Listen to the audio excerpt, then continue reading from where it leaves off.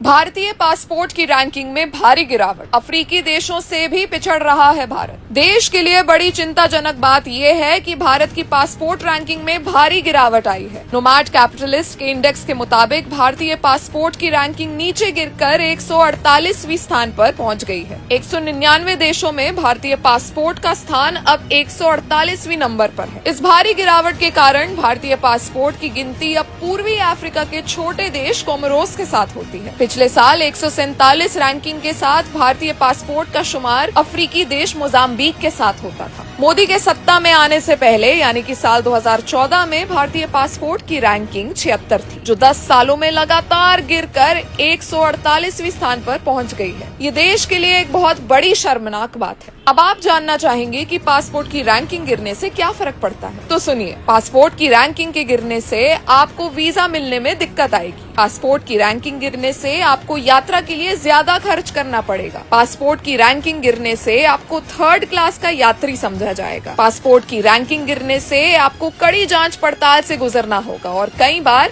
आपको किसी देश में प्रवेश से भी रोका जा सकता है। यानी ये माना जाएगा कि आप किसी थर्ड क्लास देश के रहने वाले हैं। इतनी भरी बेइज्जती आपको मोदी सरकार के कारण उठानी पड़ेगी। किसी देश के पासपोर्ट की रैंकिंग तब गिरती है जब देश की विदेश नीति नाकाम हो, अर्थव्यवस्था नाकाम हो, देश में अस्थिरता हो। अब आप इस नाकामी के लिए थैंक यू मोदी जी कह सकते हैं। Yes, thank you Modi. Thank you Google बताइए भारत की पासपोर्ट रैंकिंग।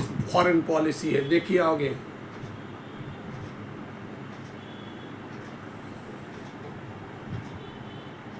भारत का पासपोर्ट हेनले पासपोर्ट इंडेक्स 2025 में 85वें स्थान पर है। ये पहले 2024 में 80वें स्थान पर था, लेकिन इस साल 5 पायदान फिसल गया है। इस रैंकिंग में भारतीय पासपोर्ट धारक 57 देशों में बिना वीज़ा यात्रा कर सकते हैं। भारत के पासपोर्ट की ताकत। वीज़ा मुक्त यात्रा। भारतीय पासपोर्ट धारक 57 देशों में बिना वीज़ा यात्रा कर सकते हैं। वैश्विक रैंकिंग। हेनले पासपोर्ट इंडेक्स में 85वां स्थान, जो एक मजबूत पासपोर्ट के रूप में माना जाता है। भारत के पासपोर्ट की कमजोरी। रैंकिंग में गिरावट। पिछले साल की तुलना में 5 पायदान की गिरावट। शीर्ष पासपोर्ट से तुलना। सिंगापुर पहले स्थान पर है, जो दुनिया का सबसे शक्तिशाली पासपोर्ट है। भारत के पासपोर्ट की ऐतिहासिक प्रदर्शन। 2021 में सबसे खराब प्रदर्शन। 2021 में भारत 90वें स्थान पर था। 2006 में सबसे मजबूत प्रदर्शन। 2006 में भारत 71वें स्थान पर था। ये है सच्चाई, यह है सच्चाई।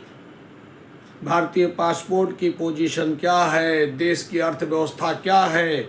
गोदी मीडिया और अंधभक्त लोग तो कहते हैं विदेशों में डंका बज रहा है, विदेशों में डंका बज रहा है, विदेशों में डंका बज रहा है।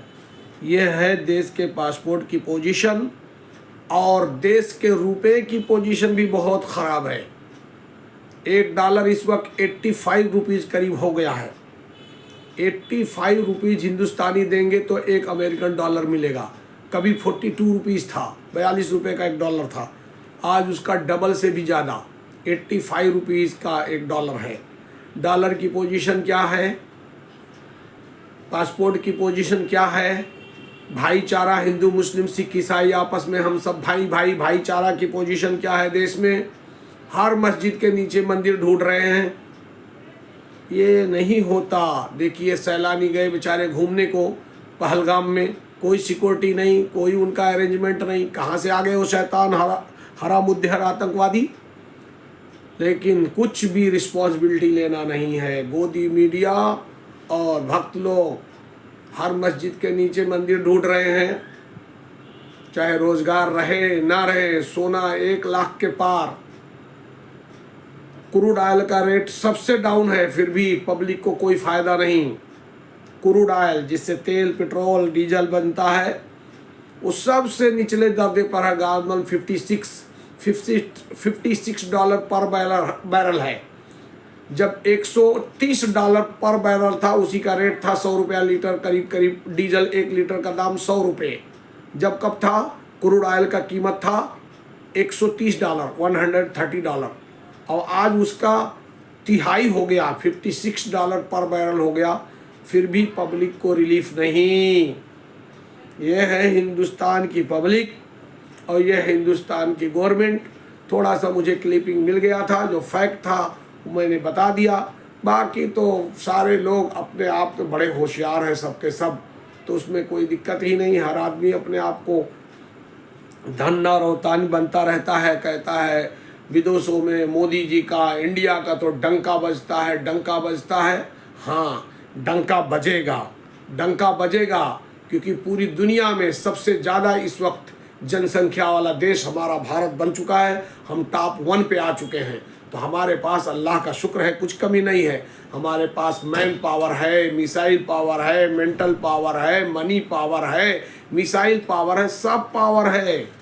लेकिन जब एकता होगी, मोहब्बत होगी, हिंदू, मुस्लिम, सिख, ईसाई, बौद्ध, क्रिश्चियन सब के सब मिलजुल के जब देश में रहेंगे, मोहब्बत और प्यार से रहेंगे, तो यकीनन हमारा यही भारत देश किसी ज़माने में, मुग़लों के ज़माने में सोने की चिड़िया कहलाता था। आज भी ये देश सोने की चिड़िया फिर से दोबारा बन सकता है, बन सकता है, बन सकता है। शर्त इतनी है कि हिंदू, मुस्लिम, सिख, ईसाई आपस में हम सब भाई भाई थे, भाई भाई रहें और हमेशा रहें। भाई भाई हैं, भाई भाई रहें, ये होना चाहिए मोहब्बत। पांचों उंगलियां अलग अलग रहेंगी तो ज़्यादा इसमें ताकत नहीं है, और एक साथ मिलेंगी हिंदू, मुस्लिम, सिख, ईसाई, बौद्ध, ईसाई, पारसी सारे लोग, तो मुट्ठी बनेगा। तब दुश्मन के दांत खट्टे होंगे। अल्लाह करे मुझे भी आप सब लोग को बात समझ में आ जाए कि यही बात, पोथी पढ़ पढ़ जग मुआ, पंडित भया न कोय, 2.5 अक्षर प्रेम का पढ़े सो पंडित होए। करो मेहरबानी तुम रूए ज़मी पर, तब अल्लाह मेहरबान होंगे अर्शे बरी पर। और एक और बेहतरीन मैं कहा करता हूँ कि जो भरा नहीं है भावों से, जिसमें बहती रसधार नहीं, वो हृदय, हृदय माने दिल, वह हृदय नहीं वो पत्थर है, जिसमें पूरी मानवता, इंसानियत और ह्यूमैनिटी से प्यार नहीं। जो भरा नहीं है भावों से, जिसमें बहती रसधार नहीं, वो हृदय नहीं वो पत्थर है, जिसमें पूरी मानवता, इंसानियत, ह्यूमैनिटी से प्यार नहीं। अल्लामा इकबाल रहमतुल्लाह अलैह का एक शेर याद आ गया। ये है ईमान वालों के लिए ख़ास कर उन्होंने लिखा है। एक शेर याद आ गया ईमान वालों के लिए। जवाब सिकवा के आखिरी बंद उन्होंने कहा, अल्लाह ताला बंदों से कहते हैं, अपने बंदों से कहते हैं, अल्लाह ताला हर बंदे और बंदी से की वफ़ा तूने मोहम्मद से तो हम तेरे हैं सल्लल्लाहु अलैहि वसल्लम, की वफ़ा तूने मोहम्मद से तो हम तेरे हैं, ये जहाँ चीज़ क्या है लोह कलम तेरे हैं। तो यकीनन पूरी दुनिया को तो पहले इंसानियत के साथ रहना चाहिए। पहले मनुष्य बने, आदम के औलाद हैं, आदमी बने, पूरी दुनिया के लोग, ईमान वाले, गैर ईमान वाले, सब मिला के। लेकिन ख़ास करके जो ईमान का दावा हम और आप करते हैं, हमको आपको चाहिए कि ला इलाहा इल्लल्लाह, सच्ची अल्लाह की इबादत करें, किसी का उसमें शरीक नहीं। ला इलाहा इल्लल्लाह, तौहीद के साथ अल्लाह की इबादत करें, तौहीद को मानते हुए अल्लाह की इबादत करें। कैसे करें? मुहम्मदुर रसूलुल्लाह जनाब मोहम्मद सल्लल्लाहु अलैहि वसल्लम ने जैसे नमाज, रोज़ा, हाज, कुर्बानी, सुख दुख, बचपना, जवानी, बुढ़ापा, पूरी इबादतें करके अल्लाह के नबी जनाब मोहम्मद मुस्तफ़ा सल्लल्लाहु अलैहि वसल्लम ने बताया है, तभी हम और आप इस दुनिया में इज्जत भी मिलेगी, सुकून भी मिलेगी, हलाल रिज़्क भी मिलेगा, और मरने के बाद हमेशा की बेहतरीन ज़िंदगी इंशाअल्लाह अल्लाह रब्बुल इज्जत अपने फजल व करम से हम सबको अपने हबीब जनाब मोहम्मद मुस्तफ़ा सल्लल्लाहु अलैहि वसल्लम के पड़ोस में जन्नतुल फिरदौस में जगह अनायत फरमाएंगे। लिहाजा जबा से कह दिया ला इलाहा तो क्या हासिल, दिल और दिमाग मुसलमान नहीं तो कुछ भी नहीं।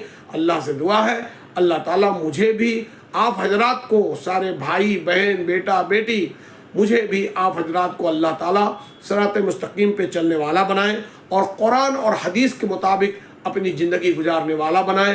आमीन आमीन या रब्बुल आलमीन।